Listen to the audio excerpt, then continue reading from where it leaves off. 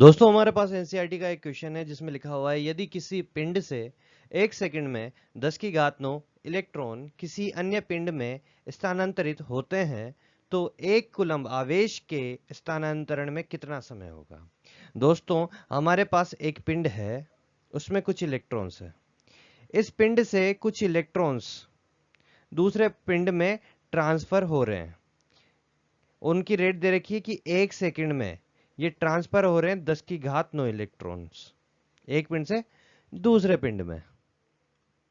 ठीक है दोस्तों, और हमसे पूछा जा रहा है कि 1 कूलम्ब आवेश को स्थानांतरित करने के लिए मुझे कितना समय लगेगा, वो समय मुझे ज्ञात करना है। 1 सेकंड में तो ये इलेक्ट्रॉन निकाल रहा है 10 की घात 9 इलेक्ट्रॉन, तो 1 कूलम्ब आवेश के लिए कितना समय लग जाएगा। तो मैं दोस्तों यहाँ पे सबसे पहले ज्ञात कर लूंगा कि 1 कूलम्ब आवेश के लिए कितने इलेक्ट्रॉनों की आवश्यकता होती है। अगर मैंने ये ज्ञात कर लिया कि 1 कूलम्ब आवेश के लिए कितने इलेक्ट्रॉनों की आवश्यकता होती है तो इलेक्ट्रॉनों की संख्या आ जाएगी। अगर इलेक्ट्रॉनों की संख्या मेरे पास आ जाती है तो उसको क्या करूंगा 10 की घात 9 इलेक्ट्रॉन से, क्योंकि ये 1 सेकंड में 10 की घात 9 इलेक्ट्रॉन ट्रांसफर करता है, तो उससे डिवाइड करने के से मुझे इसका समय निकल के आ जाएगा। तो करते हैं।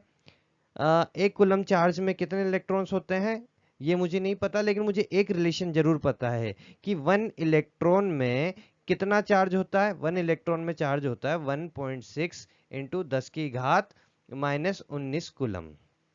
अगर 1 कूलम्ब में इलेक्ट्रॉन्स की संख्या फाइंड करनी है, 1 कूलम्ब चार्ज के लिए इलेक्ट्रॉन्स की संख्या फाइंड करनी है, तो क्या करूंगा मैं इस वाली संख्या को इधर ले जाऊंगा तो यहाँ पे 1 रह जाएगा। जो सिंपल मैथमेटिक्स करते हैं उसका इस्तेमाल करते हैं, और ये यहाँ पर रह जाएगा 1e अपॉन 1.6 इंटू 10⁻⁻19 कूलम्ब।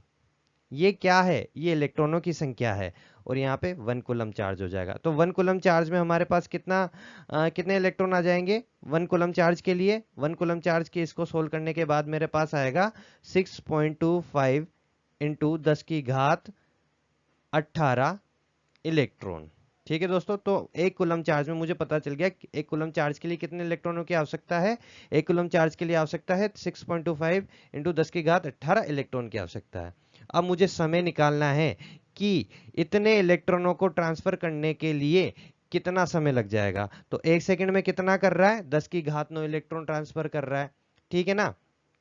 तो इसको मैं 6.25 इंटू इतने इलेक्ट्रॉनों को ट्रांसफर करने के लिए लगा समय हो जाएगा डिवाइडेड बाय 10 की घात 9 इलेक्ट्रॉन प्रति सेकंड करेंगे। इसको सोल्व करेंगे तो सोल्व करने के बाद ये रह जाएगा 6.25 इंटू सॉरी ये रह जाएगा यहाँ पे 6.25 इंटू 10 की घात 9 सेकंड प्रति सेकंड था ना। ठीक है, तो ये सेकंड ये समय आ गया दोस्तों। और अब बाकी सेकंड आ चुका है। अगर क्वेश्चन में पूछ लिया जाए कि इसको घंटों में निकालो, मिनट में निकालो, साल में निकालो, दिन में निकालो, तो आप उसको उसके हिसाब से डिवाइड करके, जैसे ये पूछे कि साल में निकालो, तो साल में निकालने के लिए क्या करेंगे आप सबसे पहले इस संख्या को किससे डिवाइड करेंगे, इसको सबसे पहले सेकंड को मिनट में कन्वर्ट करेंगे।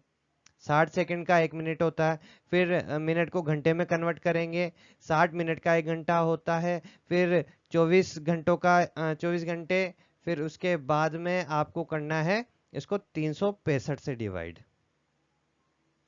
तो आपके पास आ जाएगा दोस्तों यहाँ पर कि ईयर में निकल जाएगा, ये साल में निकल जाएगा, साल में कन्वर्ट हो जाएगा।